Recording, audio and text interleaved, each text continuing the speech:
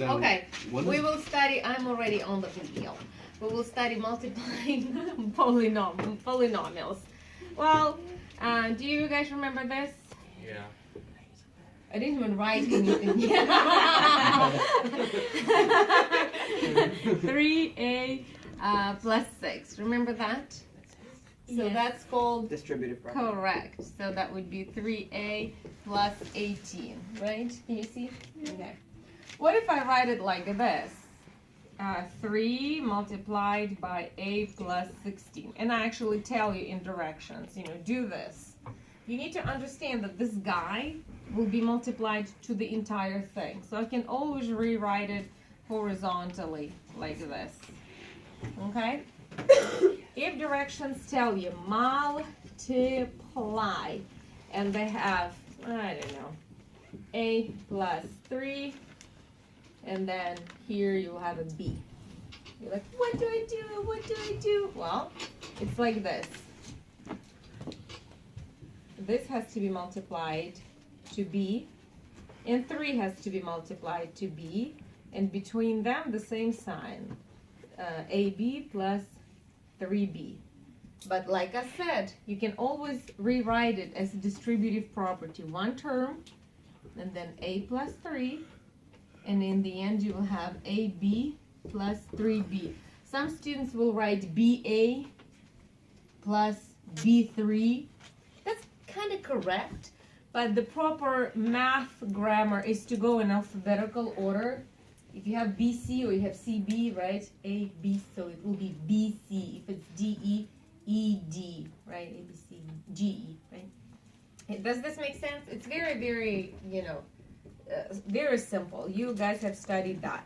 Now I'll go a little bit more complicated. AX squared plus y. And I want you to multiply that by AX. Okay, your eyes are looking at this marriage. These two guys are multiplied, then it's a plus.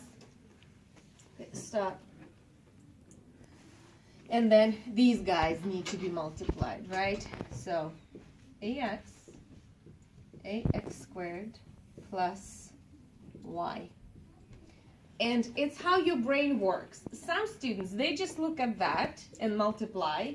They look at these two guys and they multiply. Remember how we did vertical subtraction of polynomials versus horizontal? And it's how your mind works, So who can multiply these two? AX3.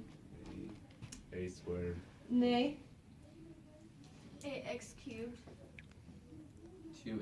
I agree with x cubed. That's what A squared. And that's an a squared plus, right? Distributive property. AX. Plus what? AX. AXY. And it's actually in alphabetical order. Does this make sense? Yes. Why is it 2 there? Right here? Why is it a squared? That's a very good question. So those of you who don't remember it from last year, let's just go over it for like 3 seconds. Okay.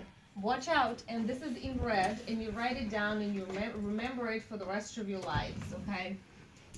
A squared multiplied by a in the third. When we multiply the same variables with different exponents, what do we do with exponents? We add them, correct.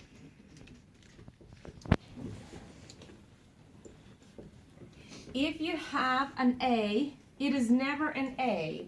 It is always an A in what degree? 1. 1, in the degree of 1. It's invisible, but it's there, okay?